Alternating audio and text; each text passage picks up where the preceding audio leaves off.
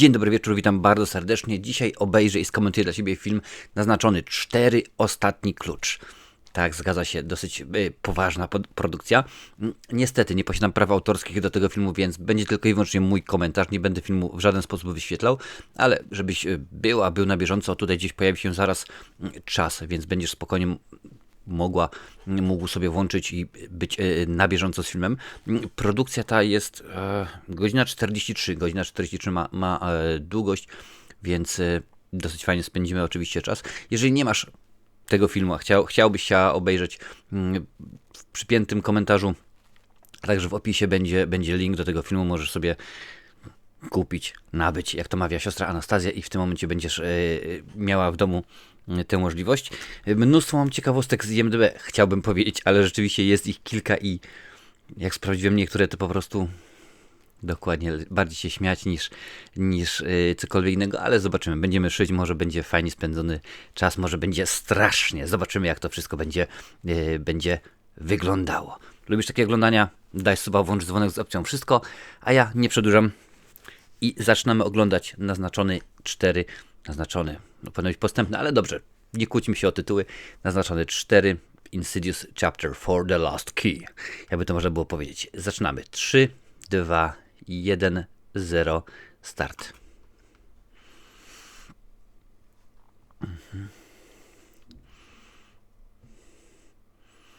Ja ten film widziałem już wiele lat temu i nie odświeżałem go. Wiem, że on co jakiś czas jest pokazywany w telewizji, wyświetlany, można go sobie zobaczyć, ale jest tyle jest tak dużo nowych w produkcji, że akurat nie widziałem go chyba od czasu premiery, czyli to byłoby w 2015 roku, jeżeli pamięć mnie nie myli, więc rzeczywiście sporo czasu minęło, tak, 2018, 15 to była trzecia część, więc no już kilka ładnych lat. O, widzę, że Blumhouse znowuż produkuje, bardzo dobrze.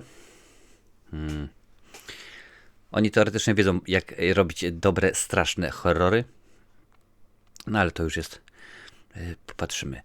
Nie reżyseruje James Wan, nie powraca na fotel reżysera również Lee Whannell.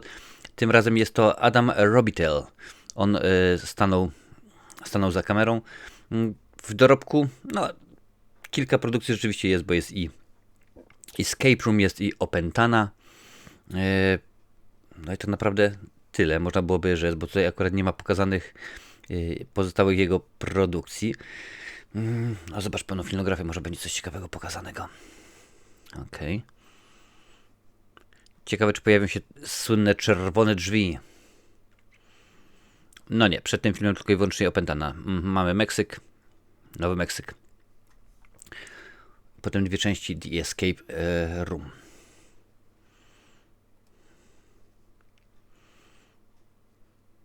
Właśnie widzę, że na Amazonie Video Prime jest Dubny State Penitentiary. Ok, czyli zakład. Jest dostępny do obejrzenia.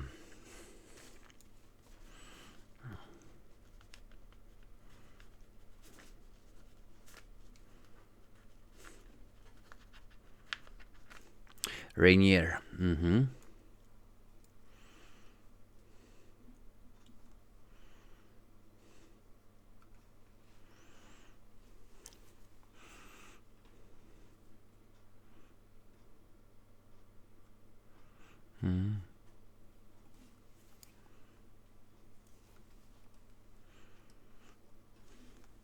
Zobaczymy, jak to będzie wyglądało.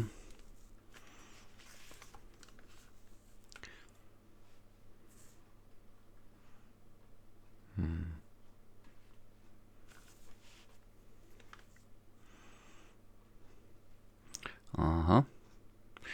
Facet na krześle elektrycznym na rysunku. W poprzednich częściach bardzo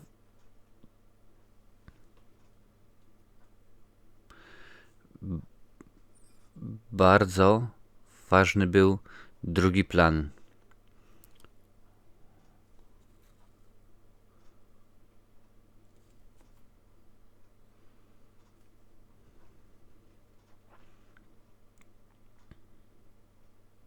Wow. Ellie. Pewnie.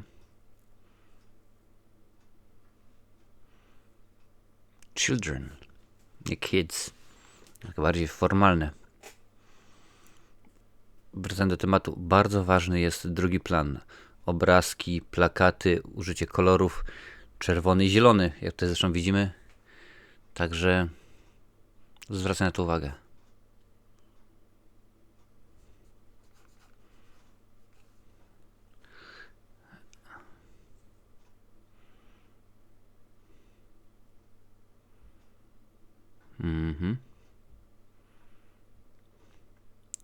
Wiemy z poprzednich części, że Elis ma zatargi z panną młodą w czerni.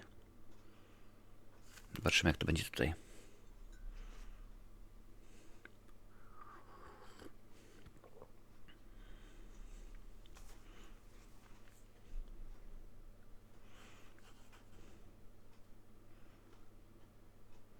No, przynajmniej matka ogarnia temat.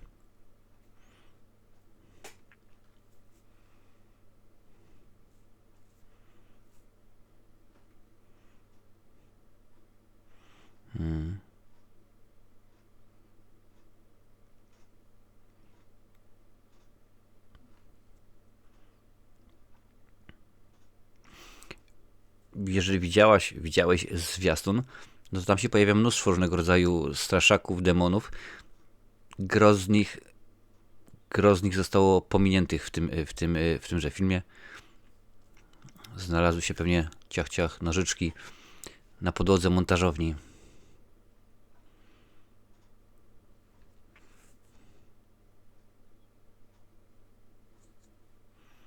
Okej, no czyli już wiemy, że gwizdek będzie użyty, tak samo jak dzwonek w poprzedniej części.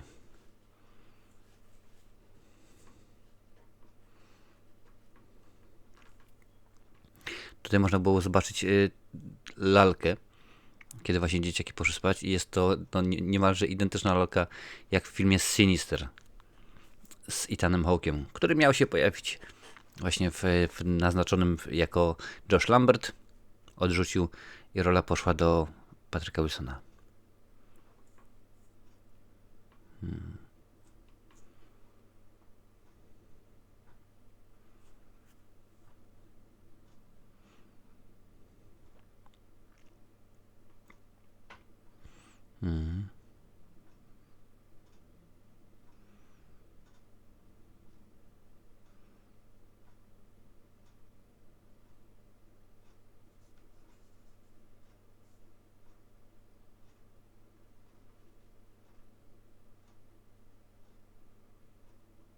To nie jest twój brat. No ale zobaczymy.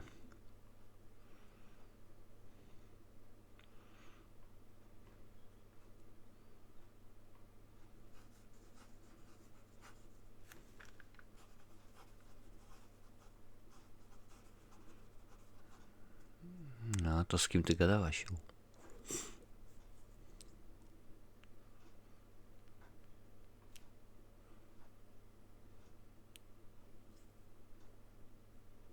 Ktoś tam śpi.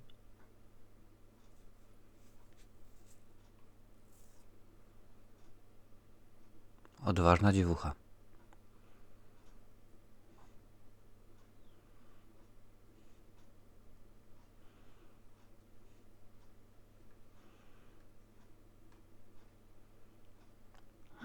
Twój brat? Nie.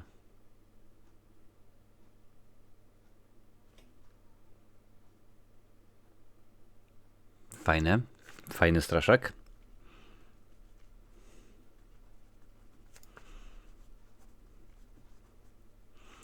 Ogólnie nie jestem zwolennikiem straszaków, gdy są nadużywane i wykorzystywane beznadziejnie, jak chociażby przy okazji Zakonnicy. Mówię akurat o tym konkretnym tytule, ponieważ też jest to film, że tak powiem, spod pióra James Wan Lee. Ale zobaczymy.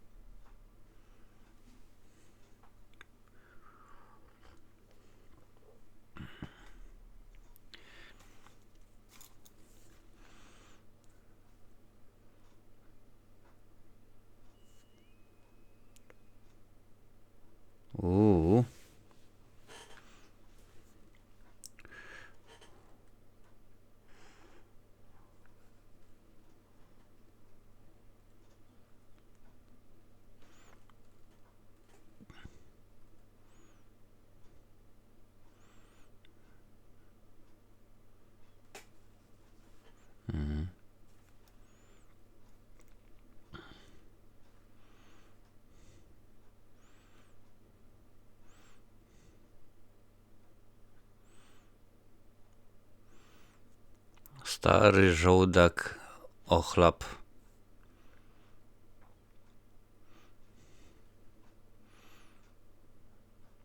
Który zasługuje na to, żeby jemu przywalić.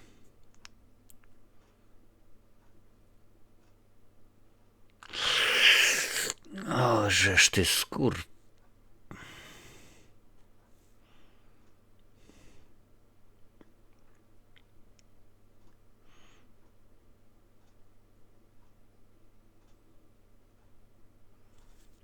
I punish people for a living.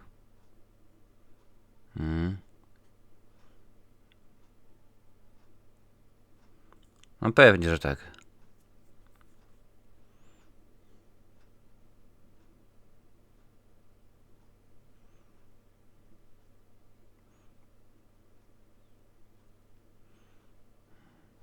Ale buc.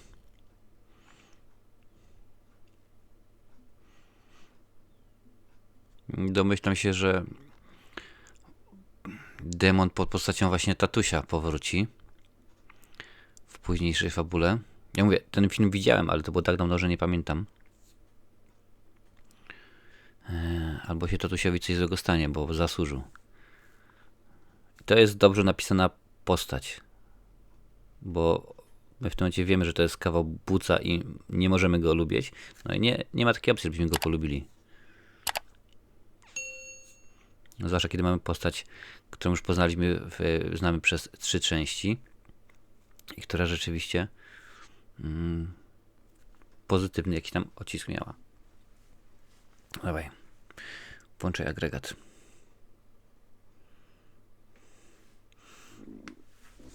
Proszę. A jak to działa, jak są kable pourywane? No nieważne.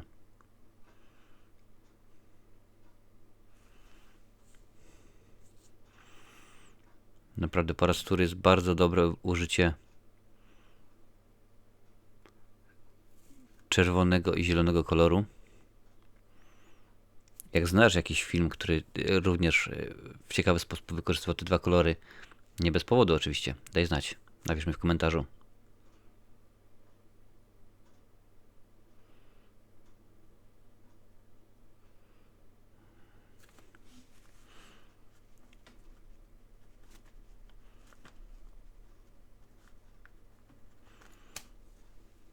Dziurka od klucza.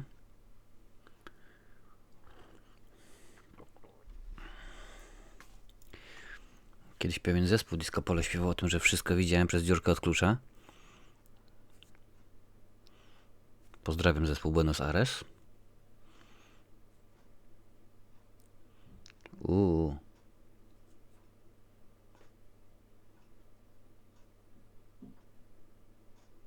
Czerwone drzwi.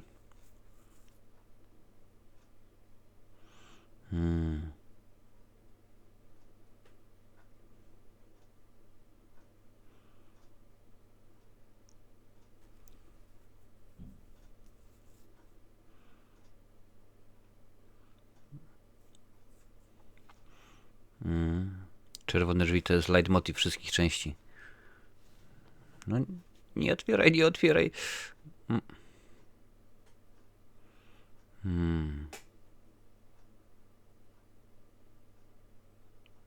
Wciągnie ten klucz. Nie, wypluł jednak.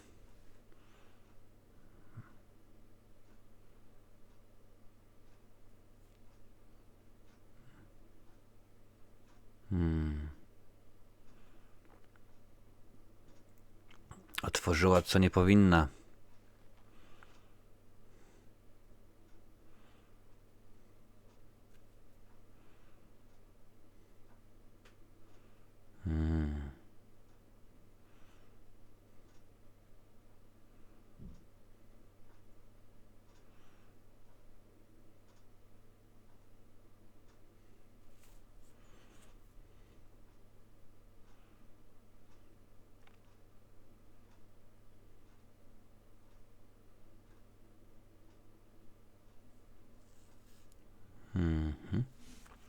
No, robi się ciekawie.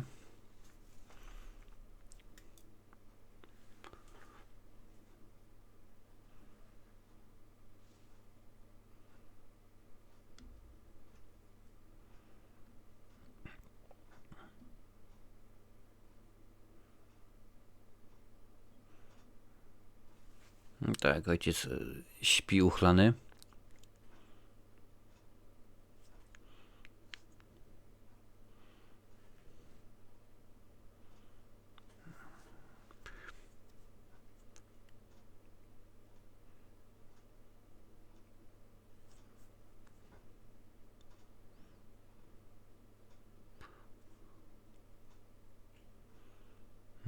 Ojej, oj.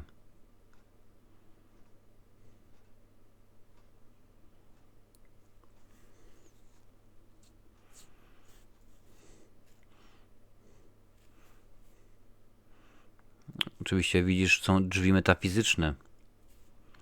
Kurczę, matka.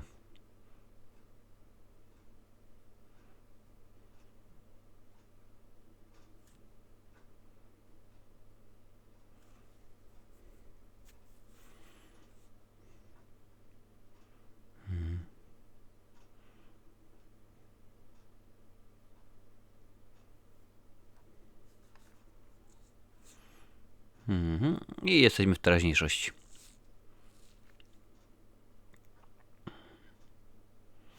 Okej, w takim układzie Elise tutaj żyje. Czyli fabuła się toczy 2010 rok. Kalifornia 2010. W tym samym roku, w którym toczyła się fabuła pierwszej części Naznaczonego i drugiej też zresztą, między innymi. Give me the key. Daj mi ten klucz, daj mi klucz.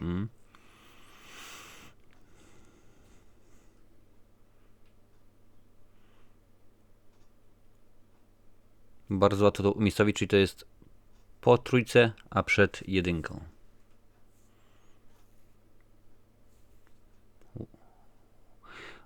Warren. Jeżeli masz jakieś nawiązania do Warrenów, małżeństwa Warrenów z serii Obecność i tak dalej, oczywiście, że tak. Lee Whannell, czyli scenarzysta m.in. tego filmu, reżyser poprzedniego, współtwórca m.in. cyklu Piła.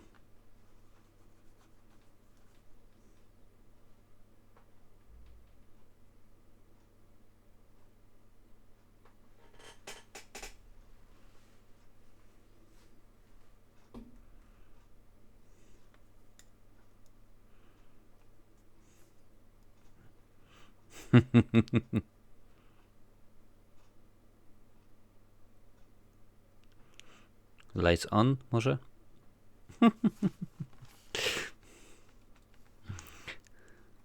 Przypominam, że oglądamy dzisiaj 4. część Naznaczonego. Ostatni klucz. Tak, ostatni klucz.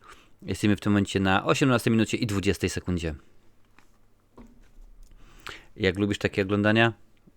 Daj suba i włącz dzwonek, zepsuł wszystko. Spectral Sightings. Na końcu będą ekrany, tam wrzucę, bo oczywiście więcej takich komentarzy jest. Nie tylko horror, ale i filmy akcji, komedie, sci-fi.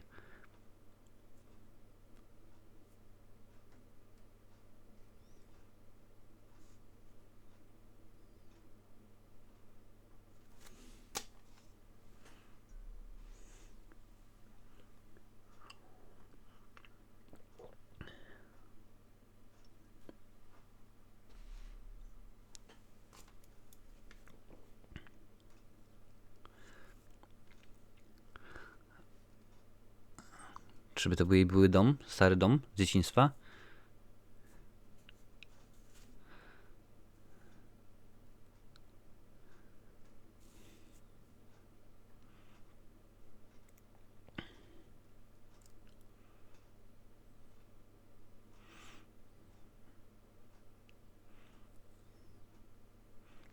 Tak naprawdę dzięki Naznaczonemu, serii Naznaczony, Lynshey przeżyła ślady pewnie po tym kluczniku, że tak powiem, swoją drugą młodość filmową. Uważni widzowie pewnie pamiętają ją z Koszmaru z ulicy Wiązów z pierwszej części.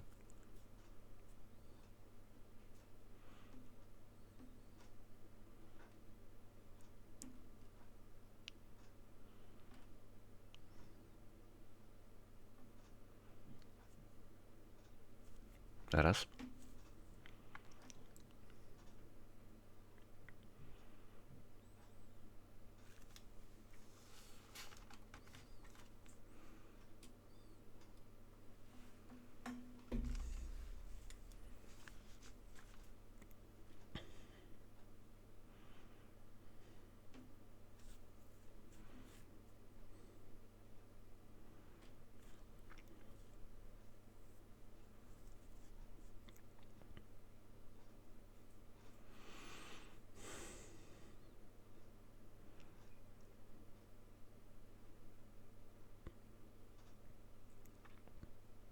Further.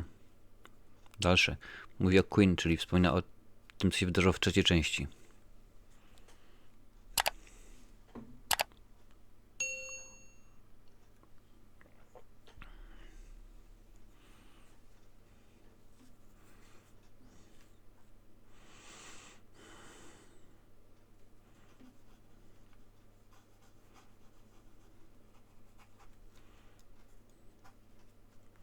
On my own.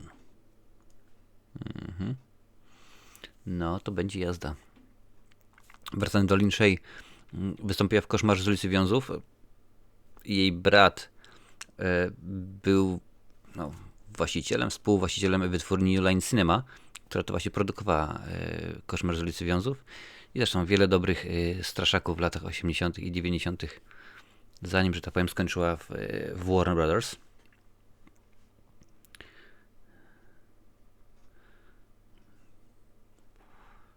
Spectacular Sightings. Czyli nie puszczą cię samej. Spectacular.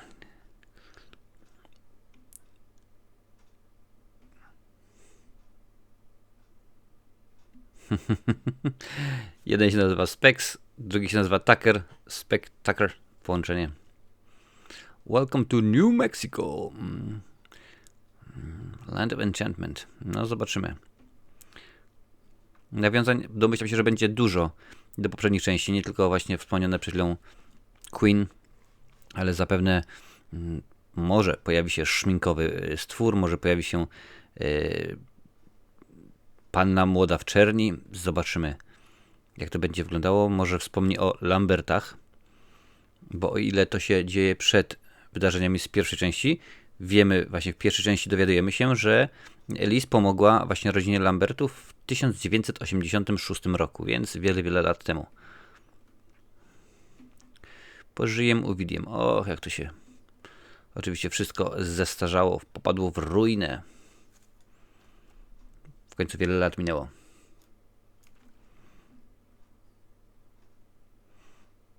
Spectral Sightings.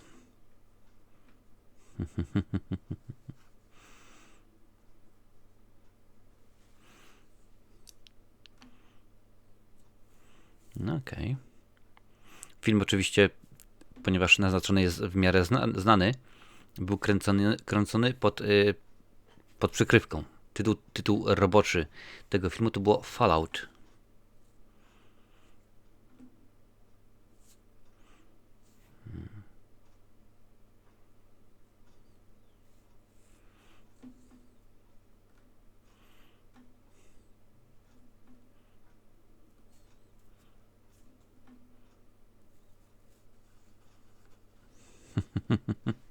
Garnitury?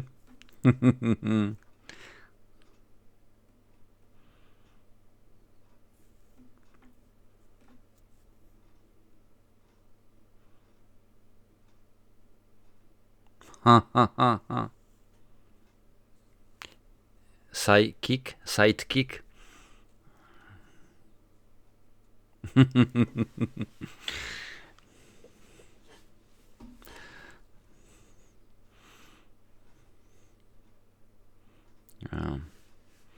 Zauważ, że Tucker w każdej części wchodzi i żre A tutaj widać, że tatusiek też sobie lubi używać.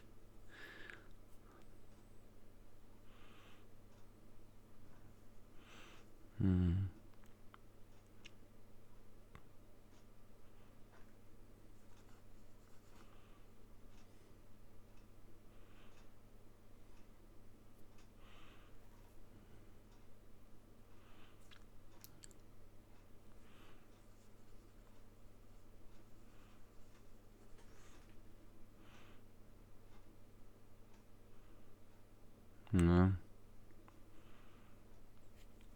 Czyli widzę, że też kolejny rodzic, tak jak w poprzedniej części, który nie ogarnia tematu. Który sobie nie radzi z życiem.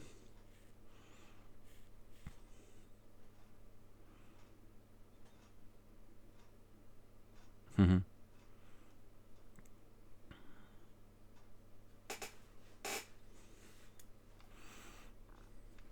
Czyli nigdy nie przestały.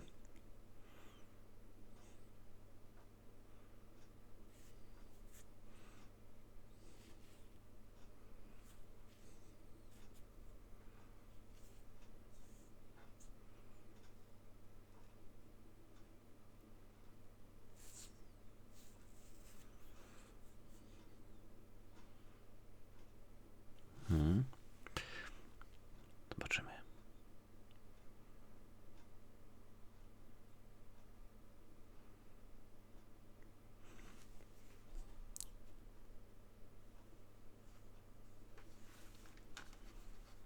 Aha, ojciec.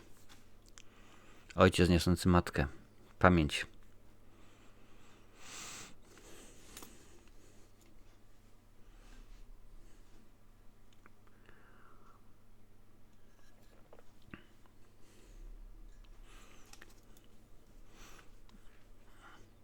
Uuu.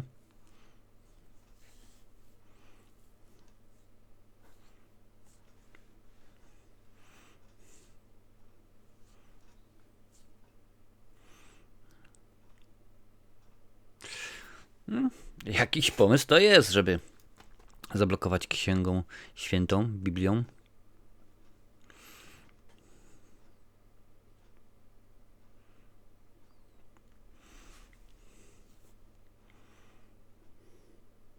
Na początku filmu, kiedy Ellie zeszła do piwnicy, tam ona się przeraziła, była ta maska i kombinezon.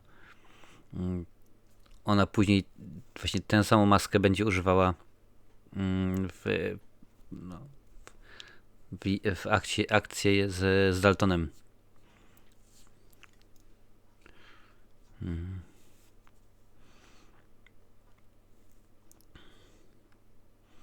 Wrócą pewnie wspomnienia.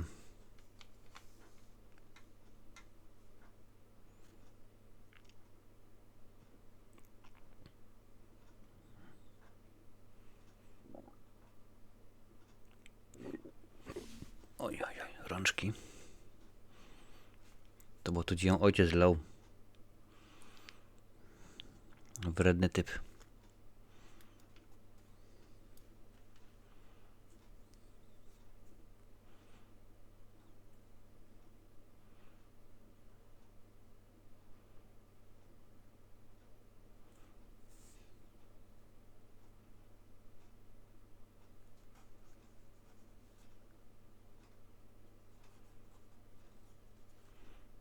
Zrób jemu zdjęcie.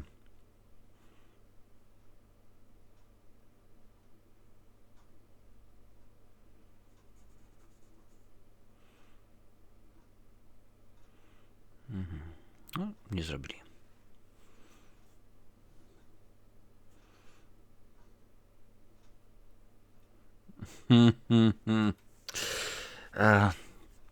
Przyznaję no właśnie nagrodę imienia Karla Strasburgera za najgorszego suchara.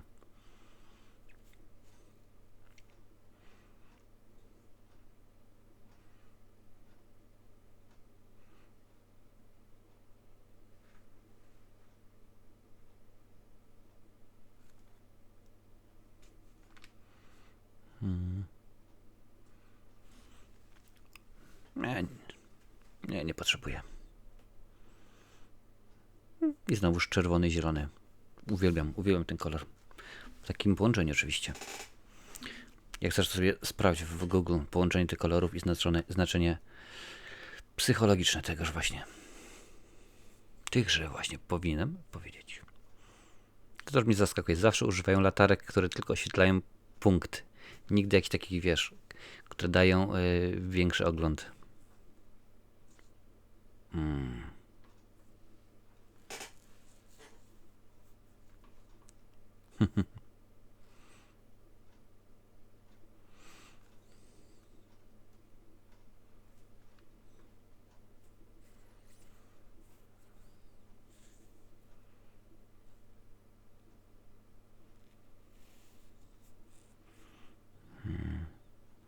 Ciekawe, kto się pojawi. Mały chłopczyk pierwszy? Czy klucznik?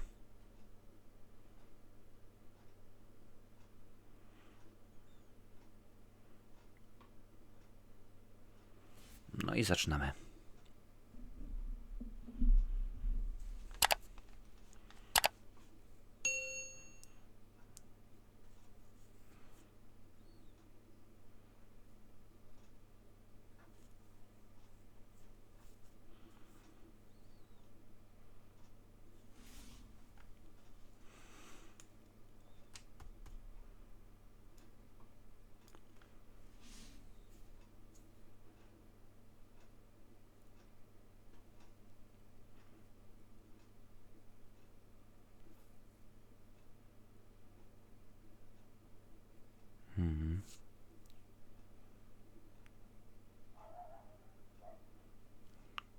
Gwizdek brata.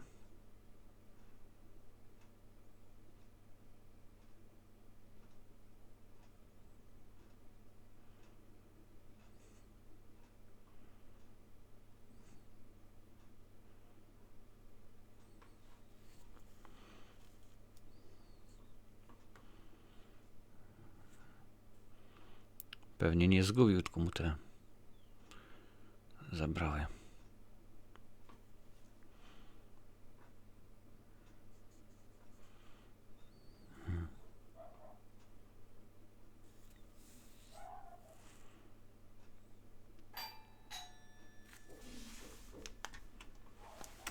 Trzydzieści dwa, 27.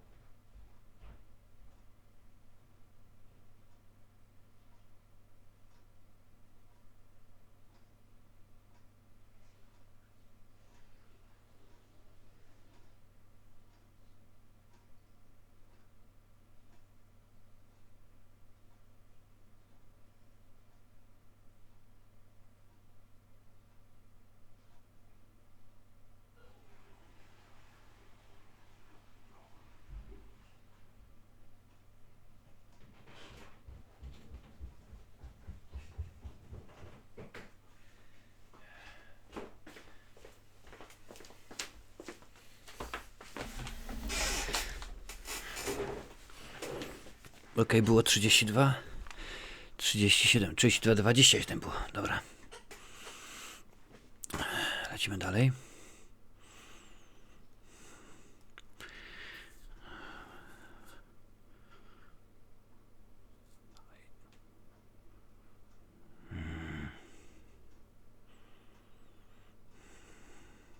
Widzisz za nią, nie?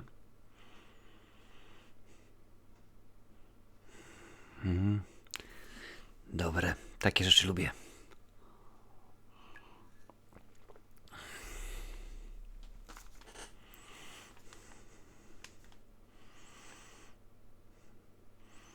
To tylko ciuchy, ale my wiemy, że się ruszało.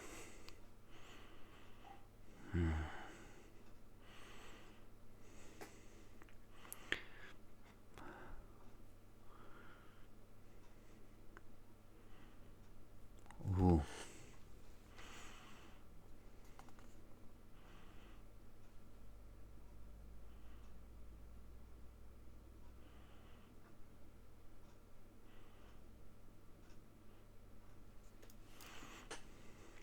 Biorąc pod uwagę, że ona widzi więcej niż my, zachodzi pytanie,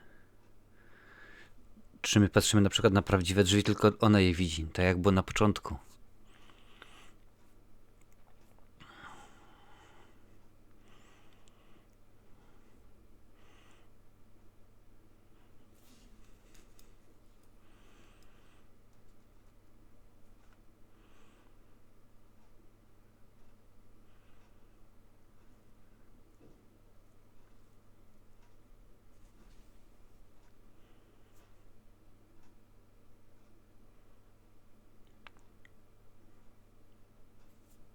Stoi coś? Nie.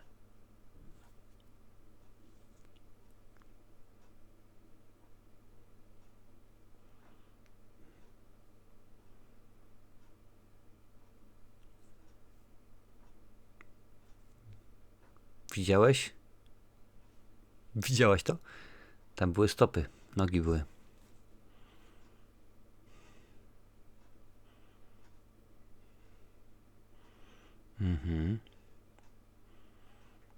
I to właśnie lubię w tej serii. Czasami są takie nieoczywiste rzeczy.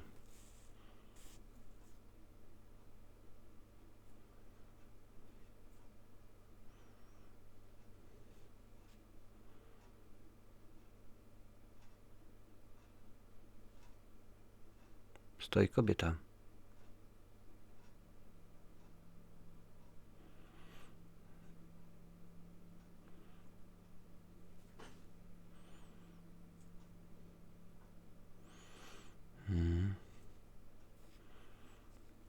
Czy to jest jej mama? Nie bardzo.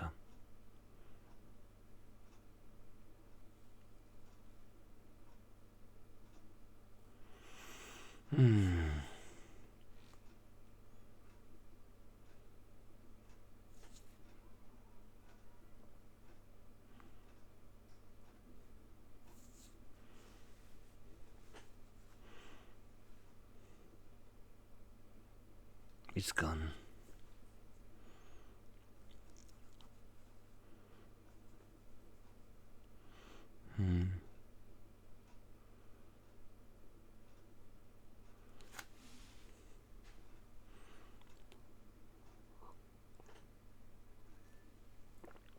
Okej. Czyli kolejna retrospekcja.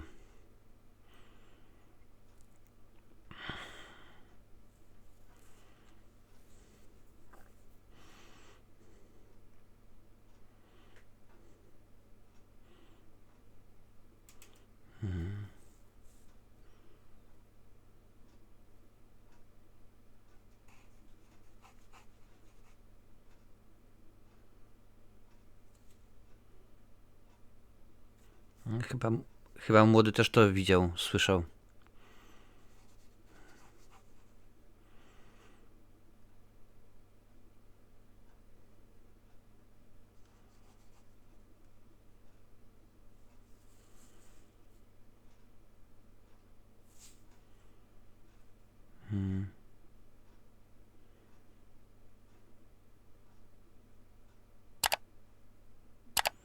No, Ojciec Jajczulek.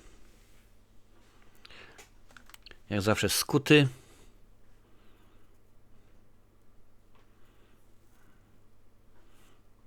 Ojciec nic by nie zauważył, nawet jakby go ciężarówką pieprznął w ryj.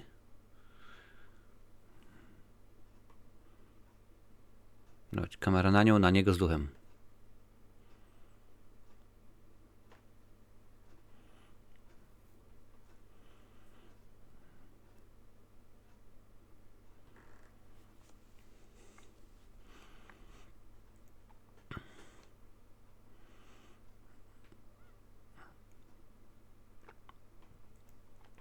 On się o to prosi, co?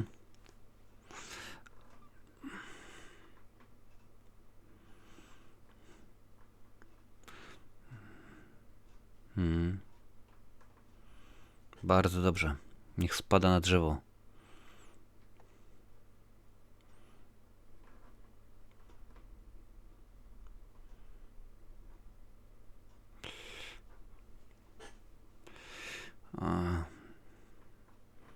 Nie zostawię brata z tym pacanem.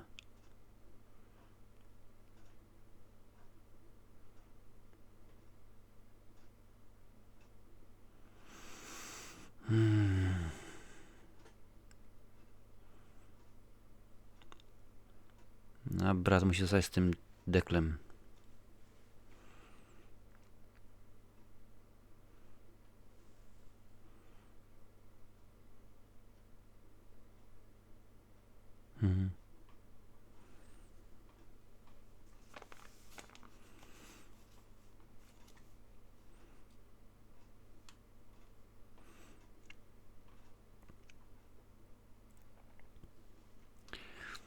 Miasto, w którym rozgrywa się większość filmu, nazywa się Five Keys w Nowym Meksyku.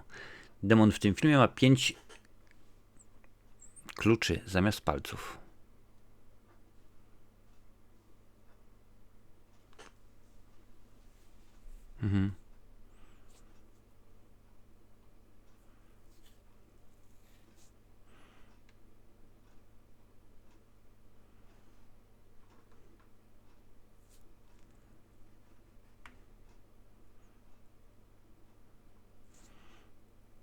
Imogen.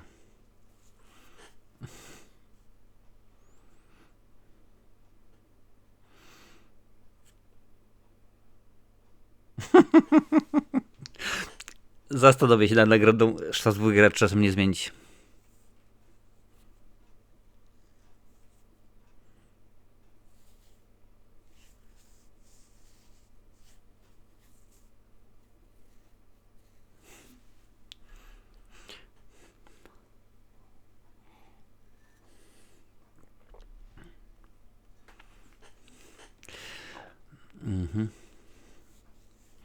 Chłopaki próbują wyrwać, ale im nie wychodzi.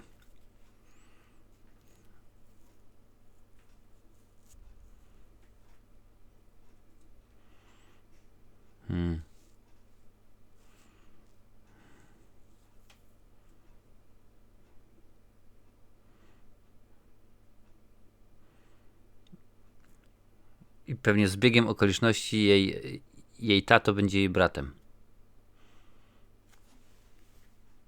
Tara.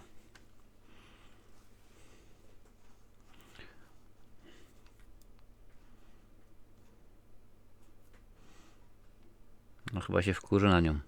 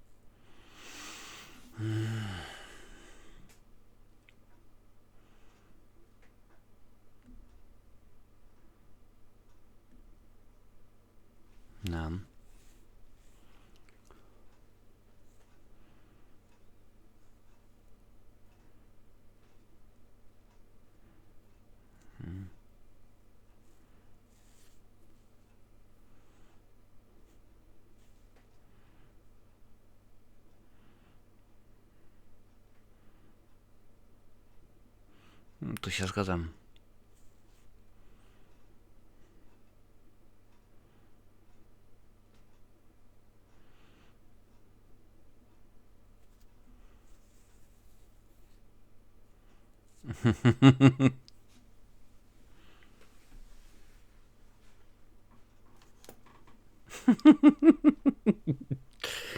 W każdej z tych części jest element właśnie taki komediowy, żeby troszeczkę rozluźnić atmosferę.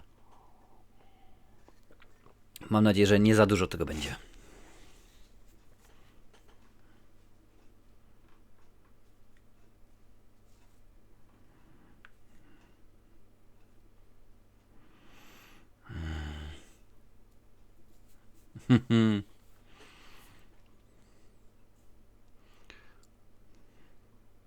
O, biedny Tucker. Życie.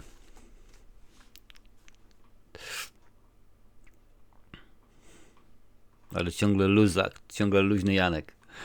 Przypomnę, że oglądamy dzisiaj naznaczony, część 4, ostatni klucz. W tym momencie jest 44 minuta i 17 sekunda. Jak lubisz takie oglądania, udostępnij na swoich mediach społecznościowych.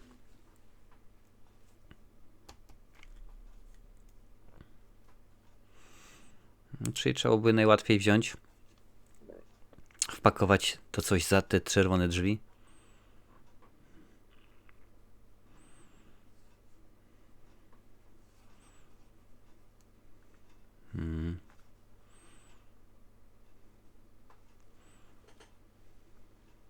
Further, dalej.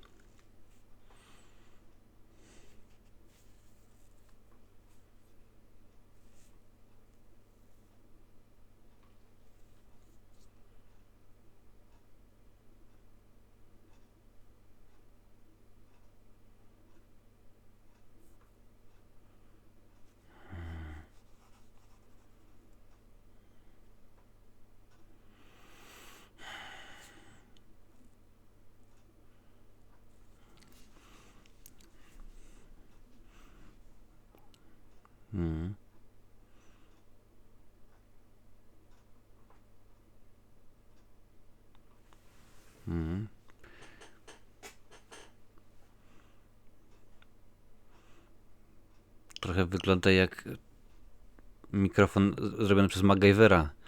Miska i mop.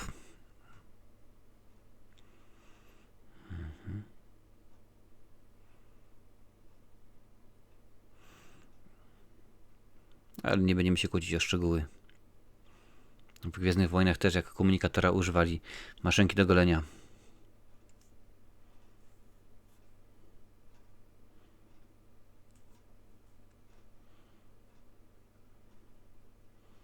Podoba mi się ten motyw właśnie, który zrobili z tym dźwiękiem, z mikrofonem, że wszystko odbieramy przez niego.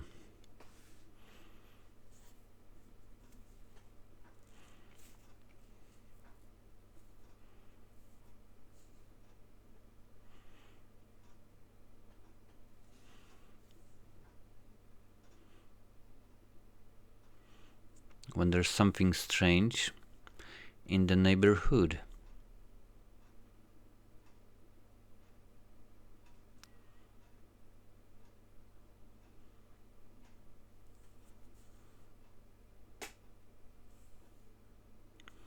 Jest ich ukochana piwnica.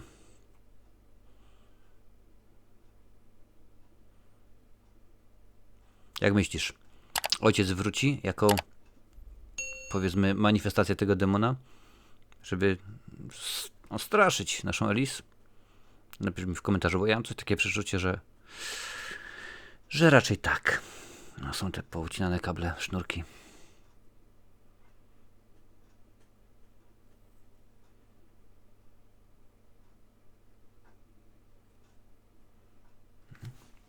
I miejsce na czerwone drzwi.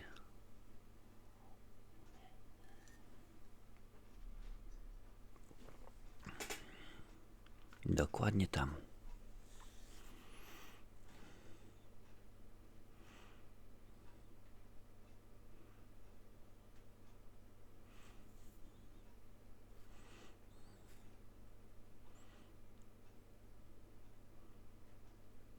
A może tam będą jakieś inne drzwi ukryte?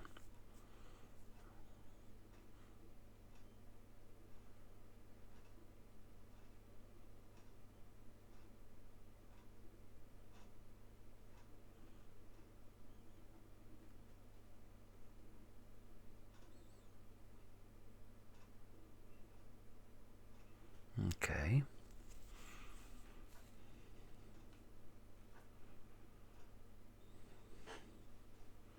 Nie. A jednak.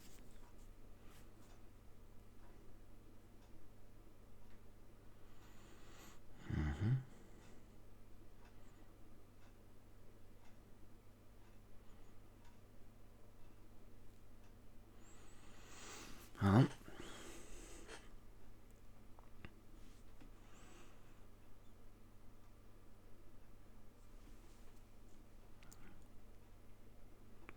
Okej.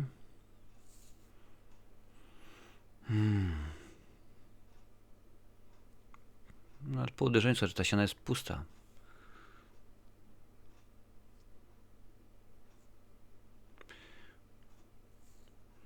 Pewnie jakiś młot, topór czy coś. Jedziemy.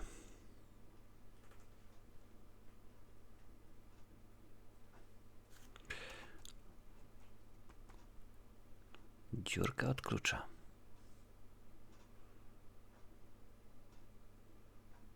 U góry były.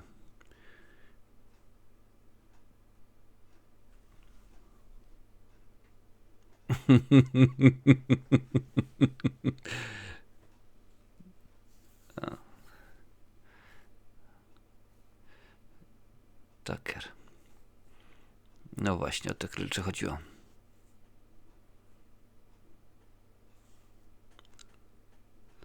Spokojnie, spokojnie, Taker. To tylko Elise. Your friendly neighborhood ghost.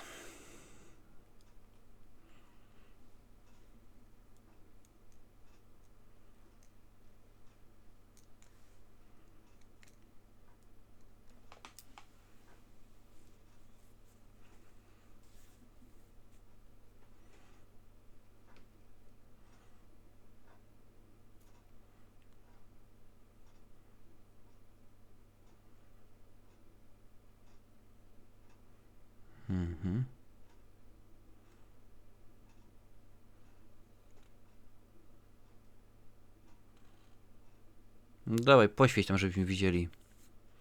Pewnie schody dalej. To by mnie wcale nie zdziwiło.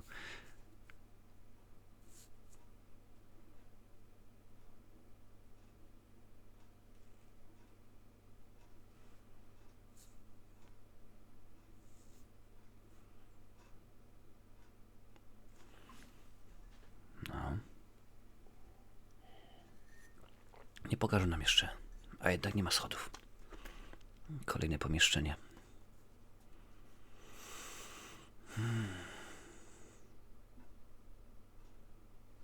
Jest i gwizdek.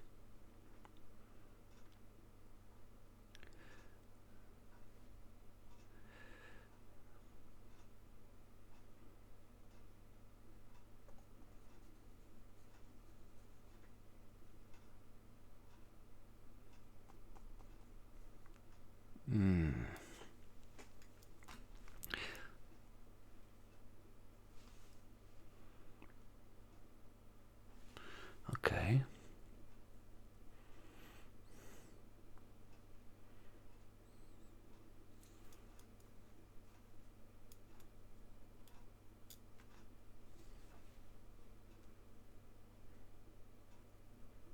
Z łańcuchem przykuta.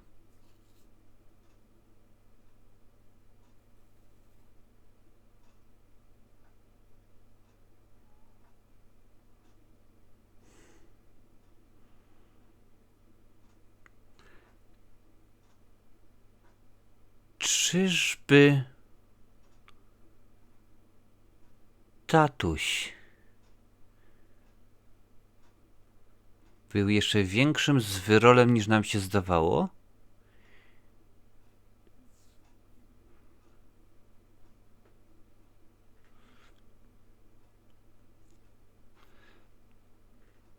To jest prawdziwa osoba.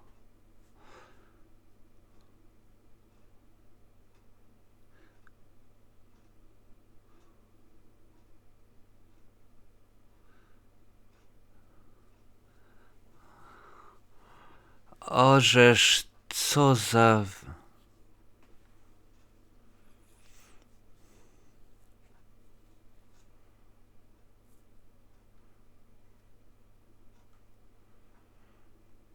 Czyli zastąpili jednego buca drugim.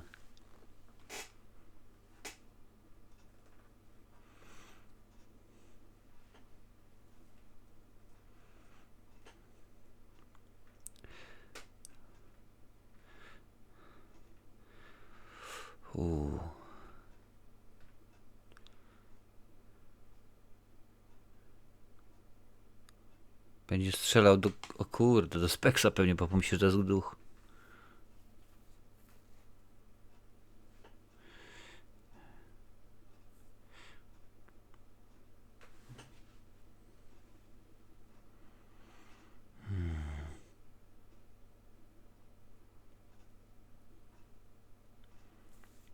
Orzesz ty, orzeszku. Był krzyż. Zobaczymy, czy za chwilę się zmieni, czy coś.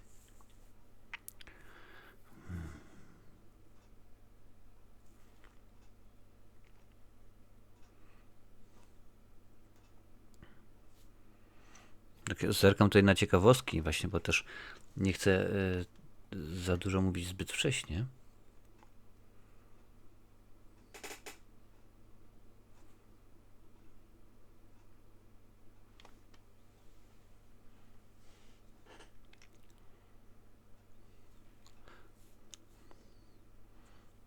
Trzeba jakiegoś baseballa wziąć czy coś.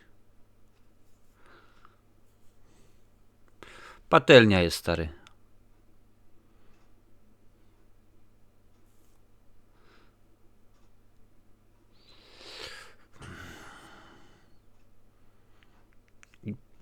Praktycznie rzecz biorąc, w każdej scenie jest czerwony i zielony.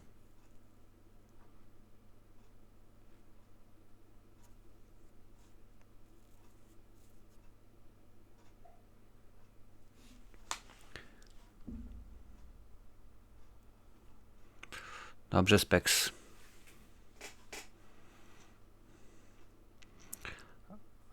Najlepiej wsiąść w auto i pojechać po policję byłoby, nie?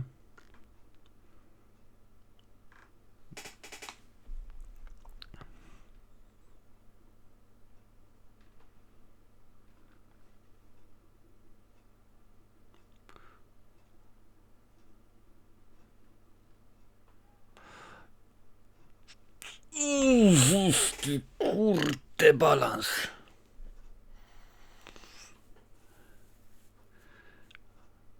Raczej game over dla Teda Garcy.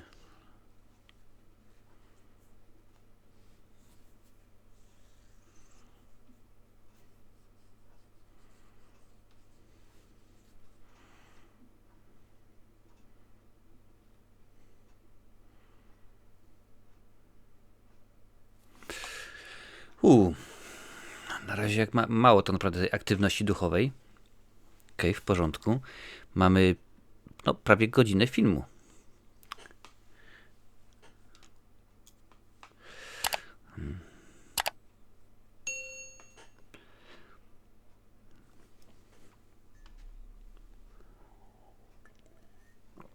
Naznaczony 4, ostatni klucz. To dzisiaj oglądamy. Daj łapę w górę dla algorytmów. Niech się niesie. A ona tam jeszcze jest.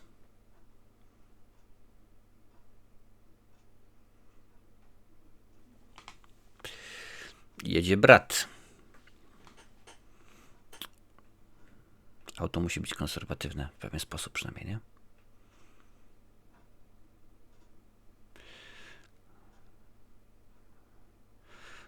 Och, są córki.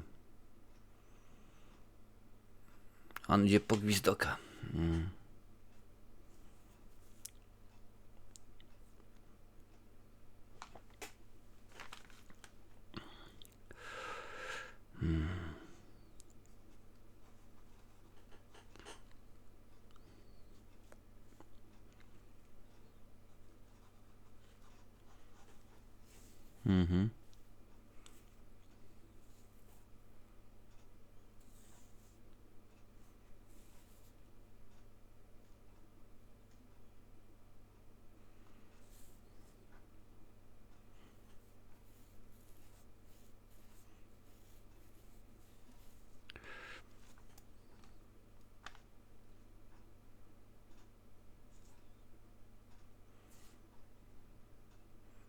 No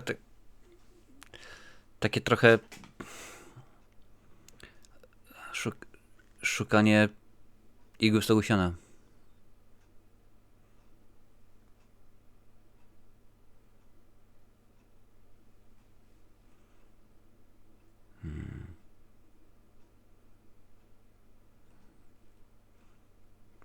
Beyond.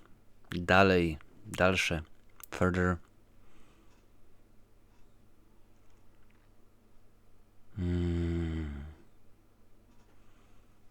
To jeszcze nie koniec.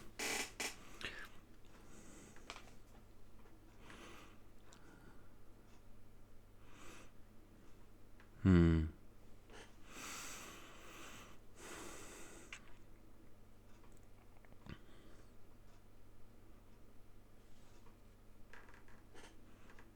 ale trzeba przyznać, że ten Ted Garza był debilem, skoro ukrywał osobę.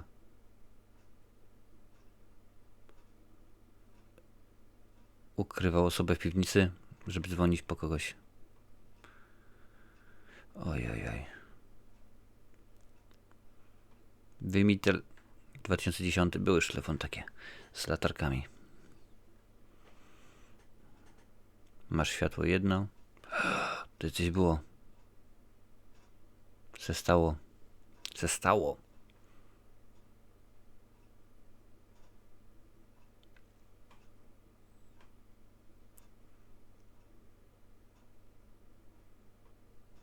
Cały czas jest tam ten kombinezon i maska. Teraz już se nie stoi.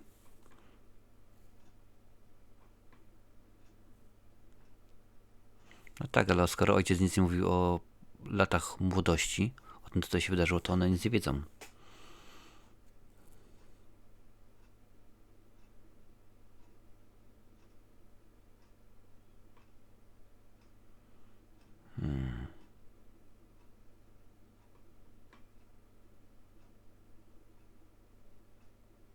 No nie.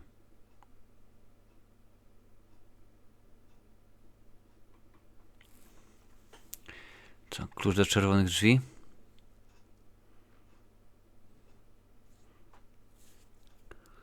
Albo ręka.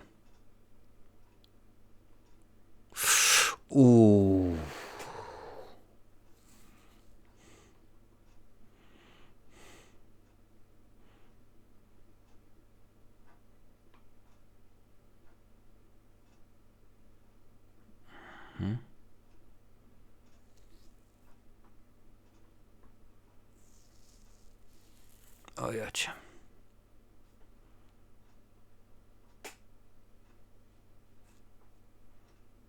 No się chowa. Czy idzie do niej?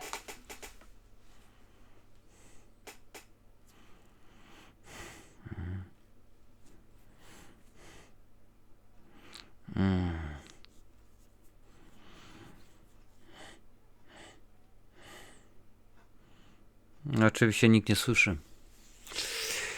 Okej, dobra, dawać, jedziemy do tego cudownego miejsca.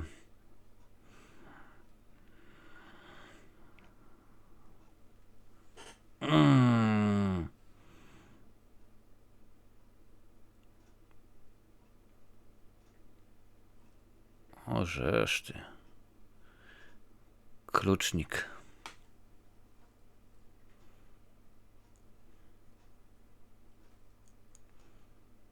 Nie w piwnicy. Oż ty skurczybyku. I serducho.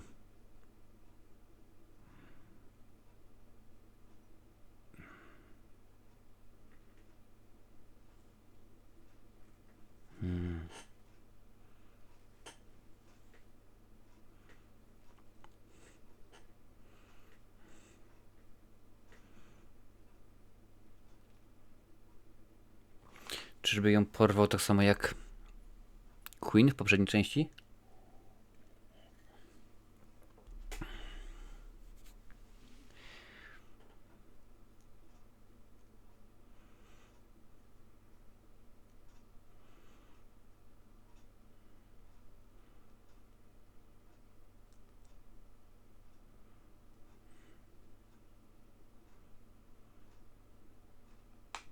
Dlaczego oni zawsze czekają do nocy? O, widzisz. I to jest właśnie jedna z tych ciekawostek, którą chciałem się podzielić, ale nie chciałem czego spalić. Biorąc pod uwagę na razie te 4 części, istnieje 5 postaci posiadających zdolności projekcji astralnej. Właśnie.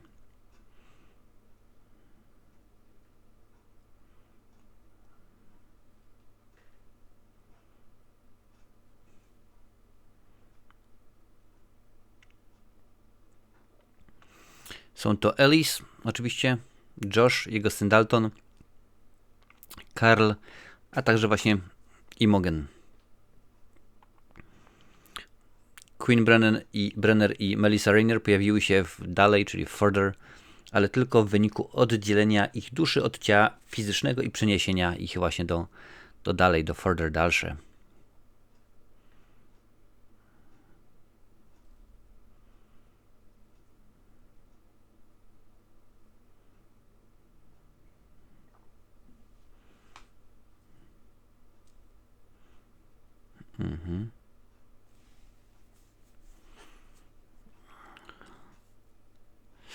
Fallout Shelter, czyli schron że tak powiem, przeciwbombowy. Gdzieś to powiedzmy w jakiś sposób tłumaczy roboczy tytuł Fallout, czyli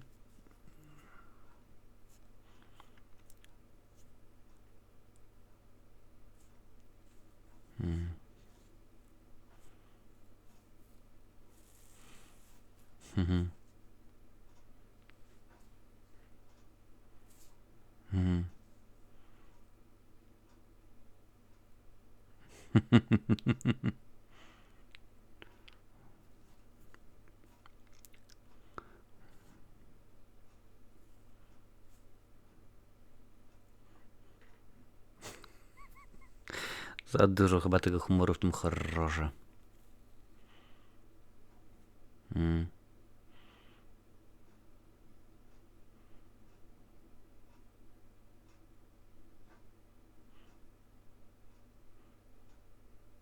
Naprawdę, wcale mi się nie zdziwił, gdyby się okazało, że tatusiek był łajzą do kwadratu.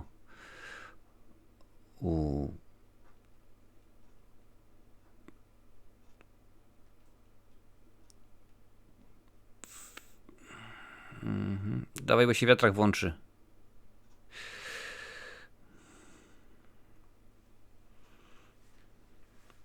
Pewnie sukienka małej Elise. Albo coś.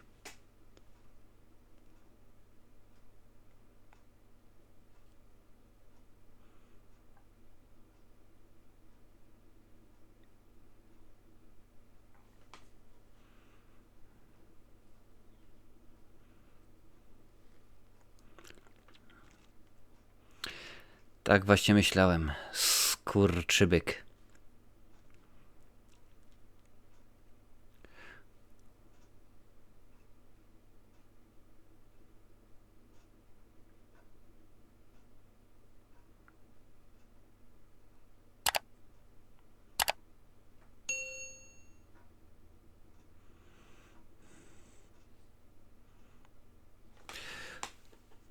Co takimi ludźmi kieruje?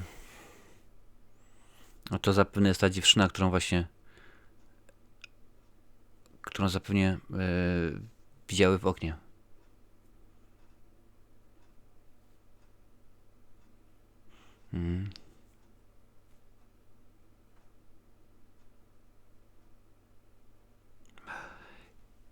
Ona widziała prawdziwą dziewczynę, to nie był duch.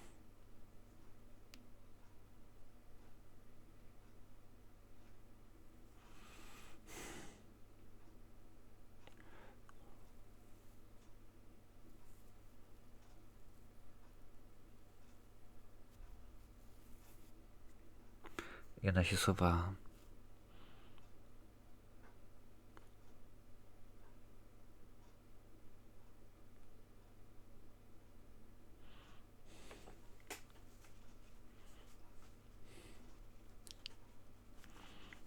Dobre połączenie.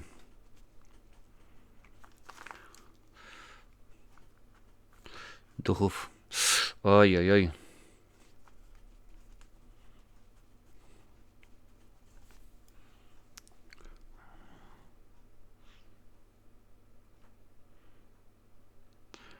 Anna.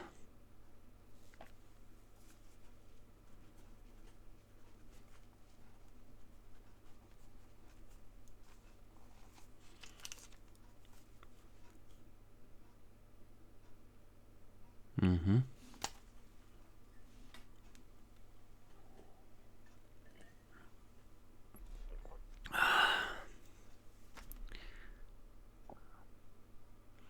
No tylko skąd mogłeś wiedzieć?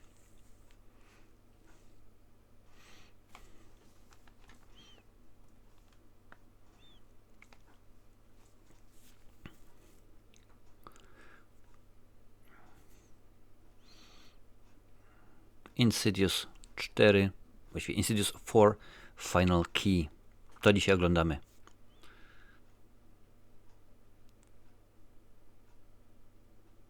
Aha. Nić Ariadny.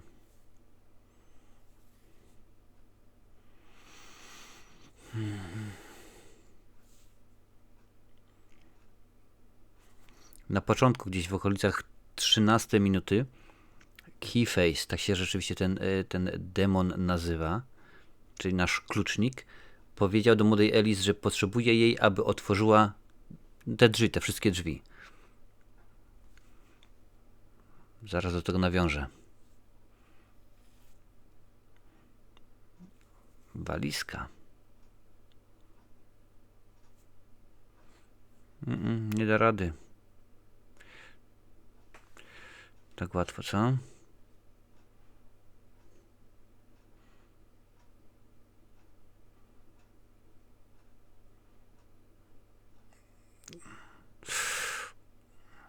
Ja już mam jakąś schizę w stylu, wiesz, że zaraz się włączy ten wiatrak i obetnie łapy. Ale w sumie to nie takiego rodzaju horror, więc nie powinno.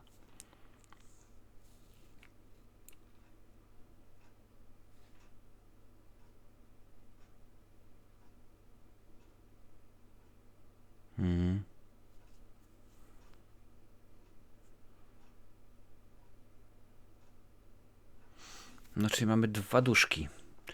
Tą, że tak powiem, dobrą dziewczynę, no i klucznika.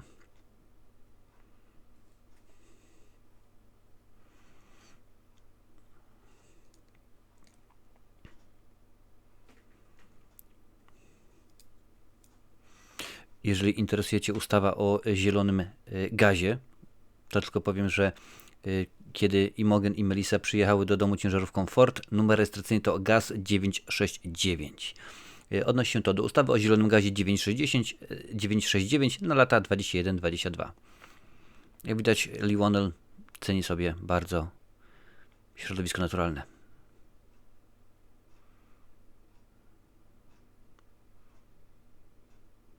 Rzeczy prywatne, własności.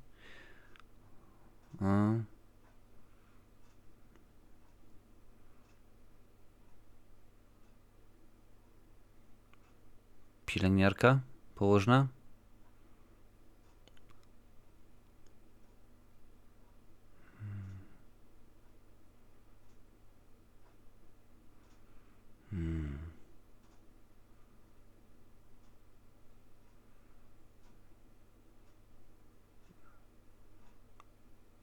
Najpierw ją przytrzymywał, potem ją wykończył, a na końcu jeszcze te rzeczy zachował. Gdzie to prowadzi?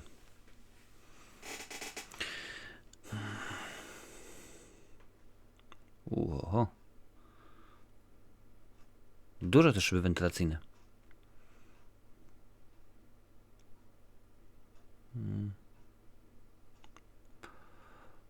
O, żeż ty. Co najmniej jeszcze 5 osób.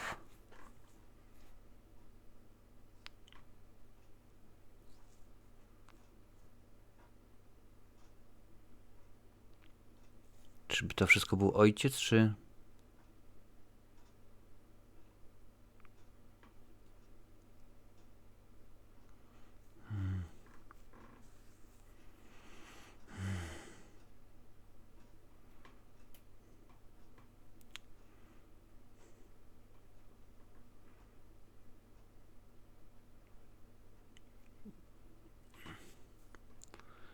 Czy może ten wcześniejszy, że tak powiem, lokator. Okej, teraz za tym będzie.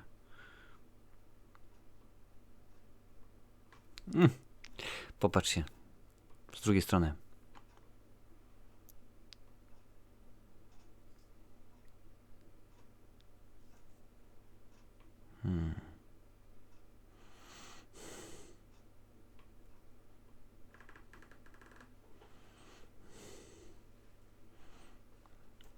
Wytarta walizka komiwojażera.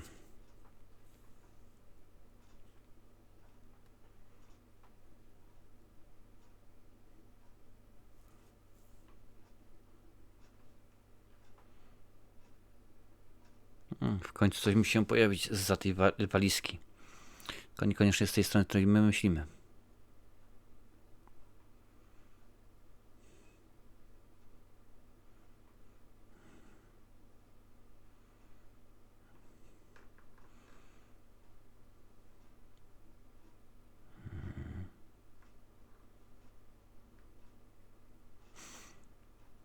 Mówiłem.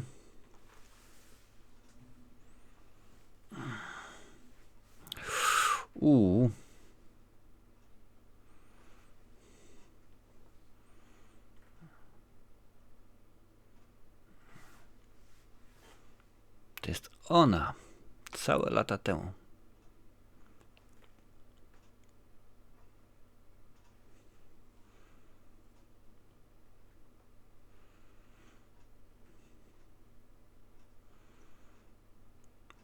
I'm a friend. Zgadłem.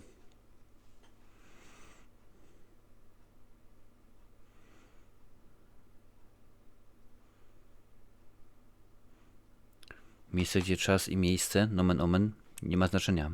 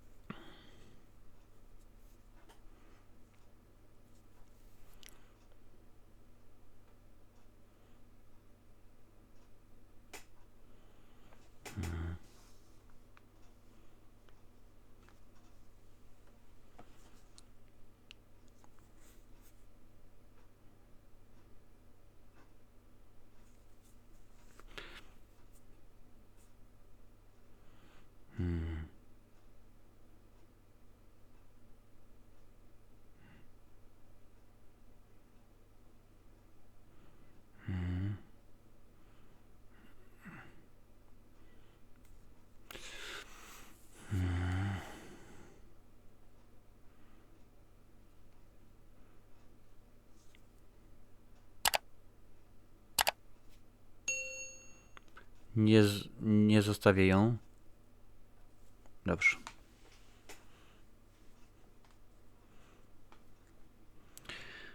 Imogen.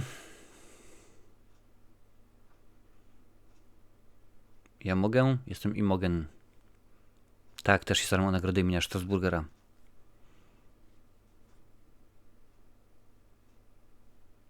Ale konkurencja jest dosyć poważna.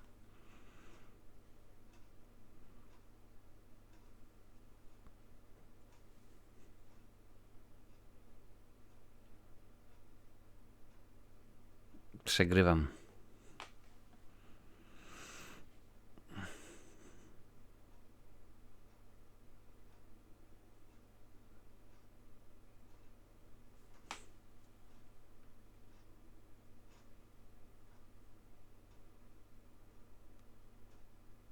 She is the ocean.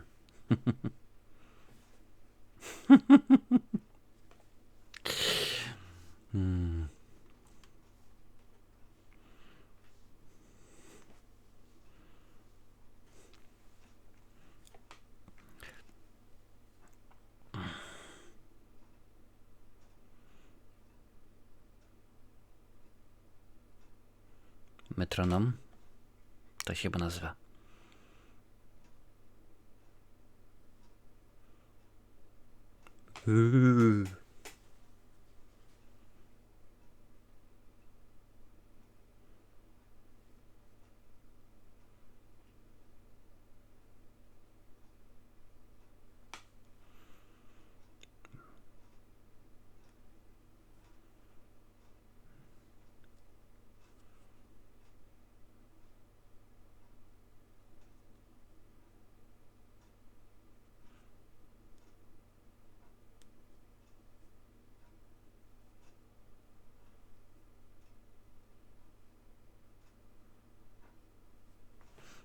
Tak to ładnie przedstawili? Niech będzie.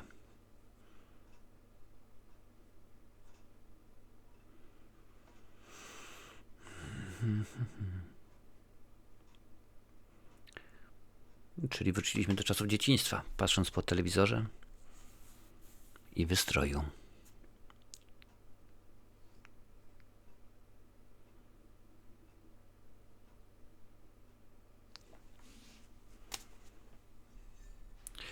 Jest Elise.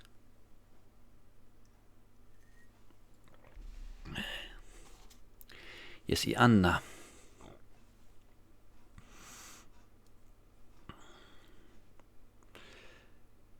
Do piwnicy.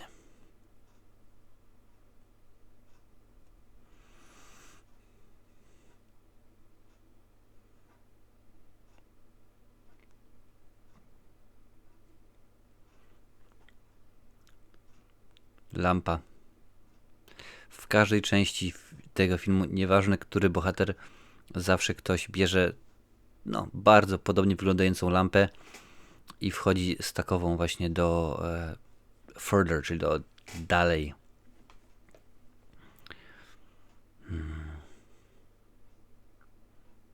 Fajnie się ogląda na słuchawkach.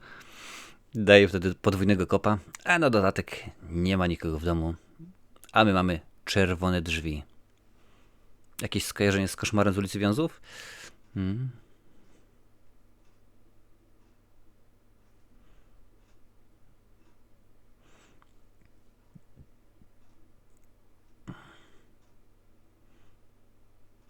Gwizdek. Czy może klucz? Ale gwizdek.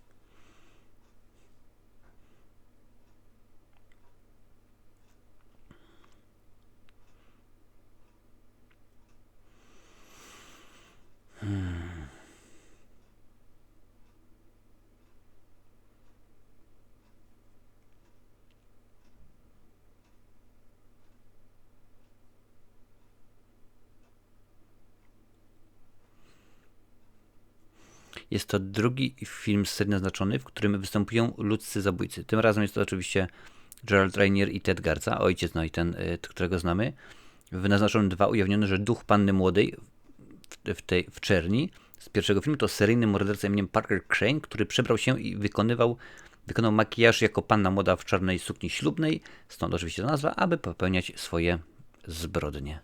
Czyli nie jest to nowe, jest to nawiązanie.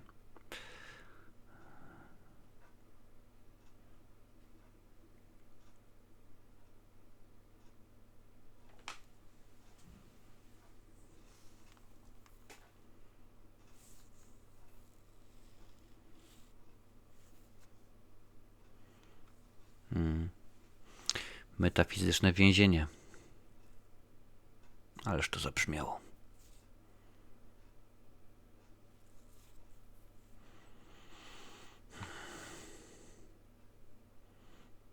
Pojawi się tatuś.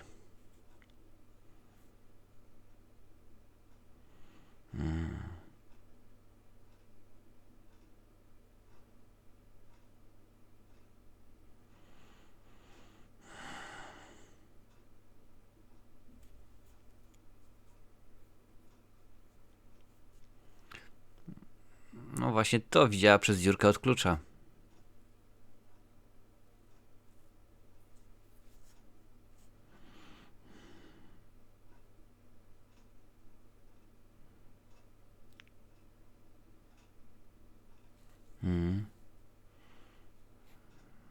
Ona tutaj jest.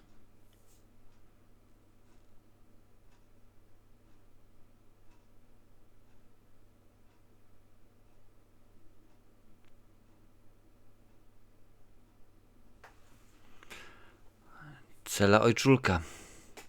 On też tam jest?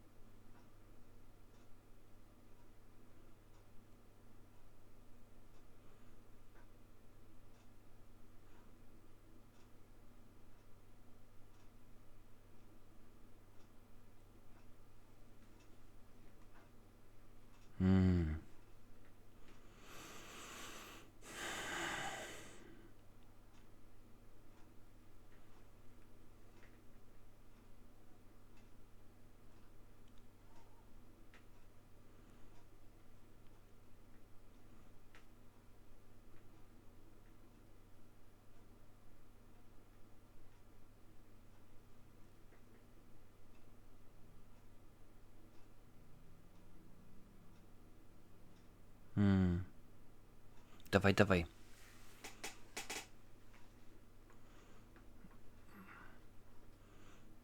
Dokładnie. Weź tą laskę i przywal demonowi.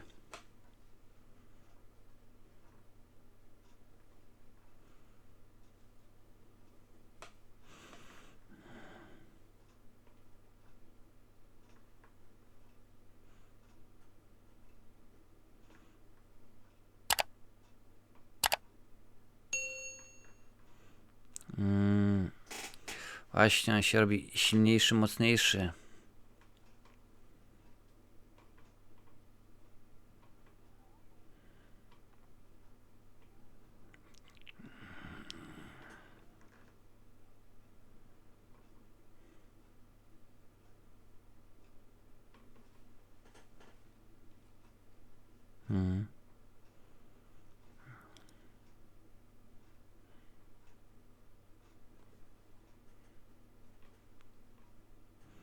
Dokładnie.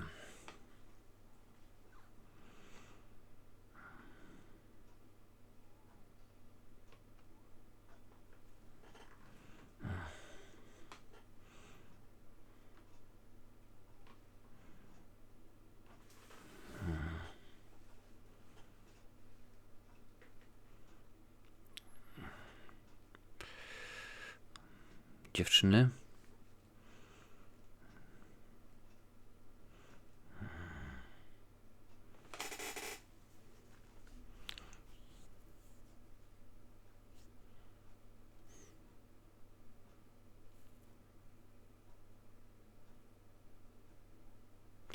Uuu.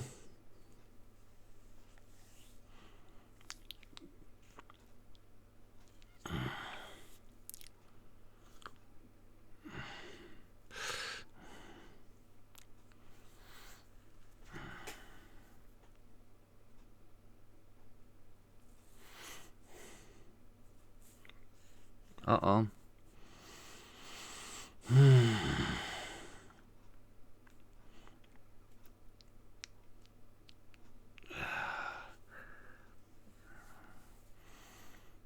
Good bad guy. Czyli ojciec nie był taki zły.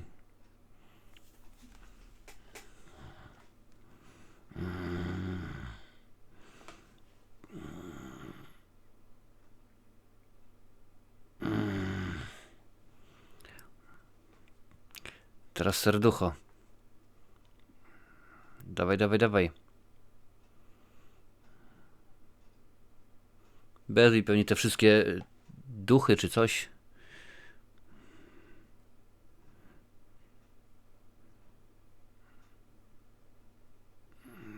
Za daleko.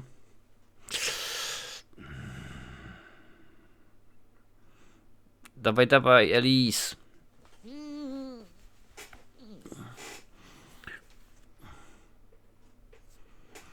O!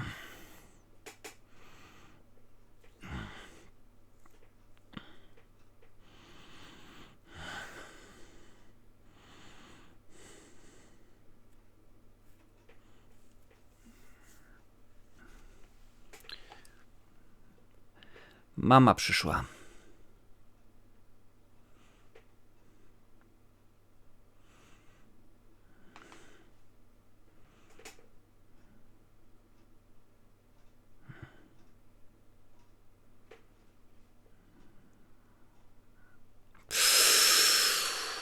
Bum szakalaka.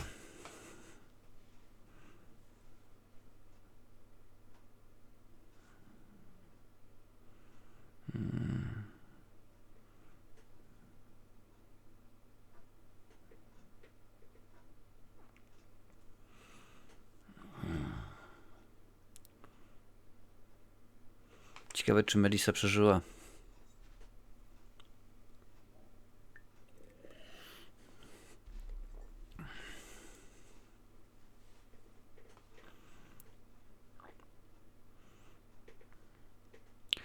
O, da radę, dobrze.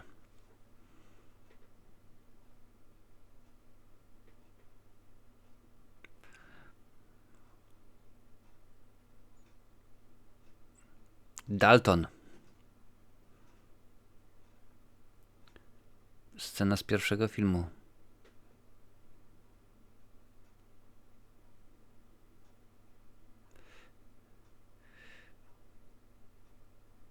Nie zamknęła drzwi.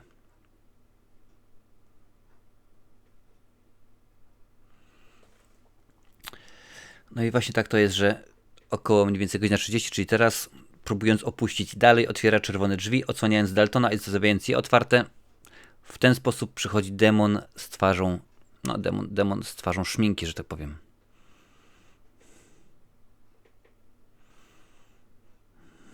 Bardzo fajne nawiązanie do oryginału, do pierwszej części, no ale czy ja wiem, czy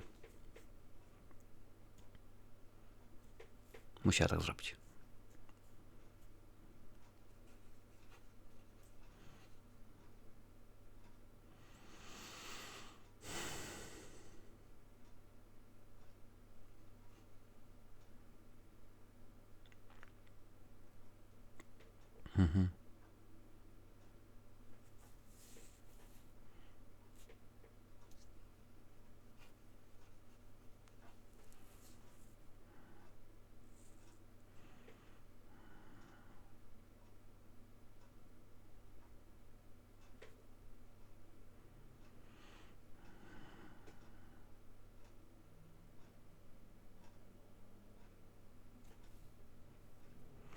Dobra. Poczekaj teraz Elis, aż ona wsiądzie. Nie popełni tego błędu drugi raz.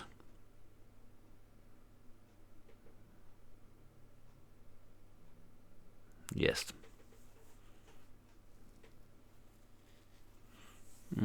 I są dziewczyny z powrotem. Udało się.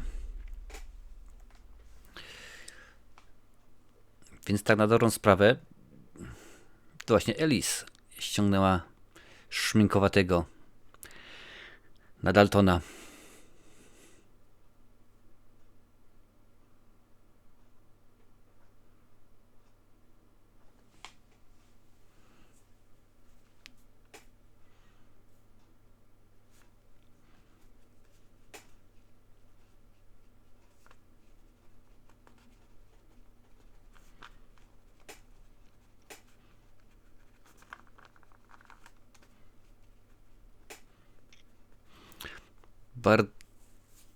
Bardzo często jest tak, że gdy dostajemy tak zwany prequel, kolejność oglądania jest inna niż kolejność tworzenia filmów.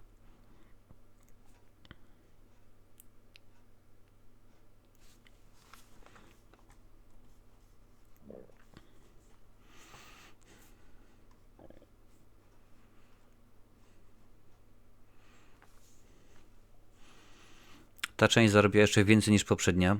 Budżet znów około 10 milionów, ale film zarobił prawie 170 milionów dolarów.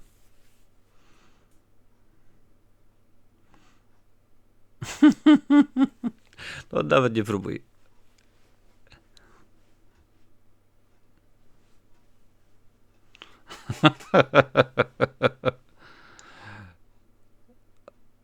Jest oblech, co?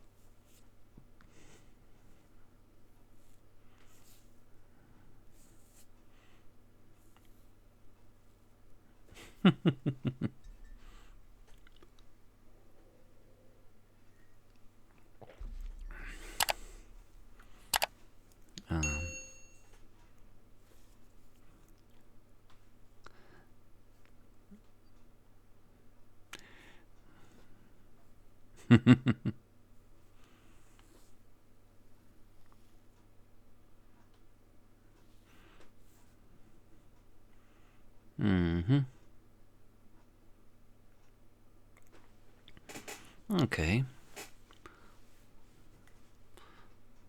A to jeszcze pewnie nie koniec, co? Teraz musi być nawiązanie do Daltona. Skoro te drzwi zostały otwarte.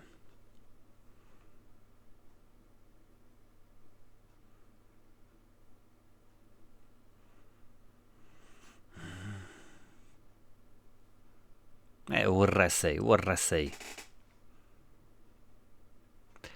Mamy Lambertów.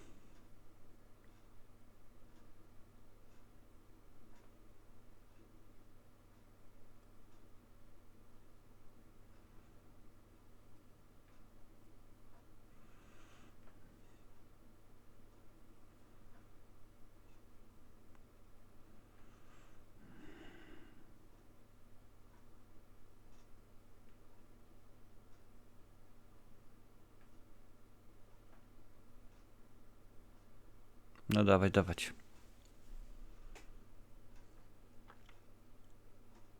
Jest szminka.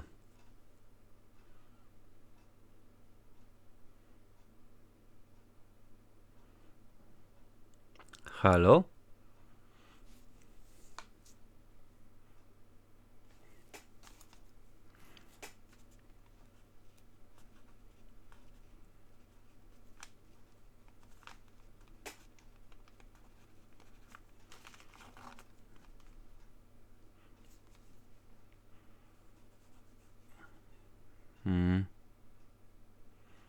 It's what I do.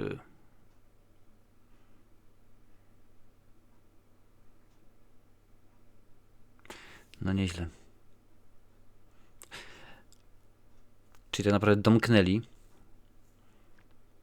I w tym momencie już nie powinno być kolejnej części naznaczonego.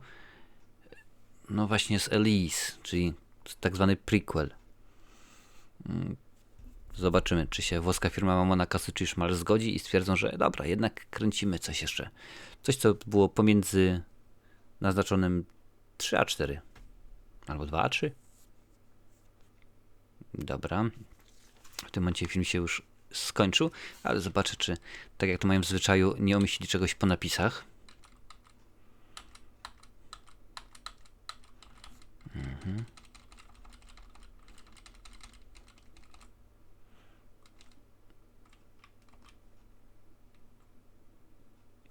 Nie ma niczego. Właśnie w tym momencie się film skończył na dobre. No, muszę powiedzieć, interesująco. Rzeczywiście mam nadzieję, że podobał się dzisiejszy odcinek. Recenzja musi być jak najbardziej, więc na końcu będą playlisty, będą ekrany. Kliknij sobie w odpowiedni, znajdź właśnie naznaczonego część 4 albo inne, bo rzeczywiście tam już chyba jest ponad 200 kultowych horrorów omówionych. Dużo, rzeczywiście tego dużo. A naznaczony 4? No tak, teraz trzeba obejrzeć 5.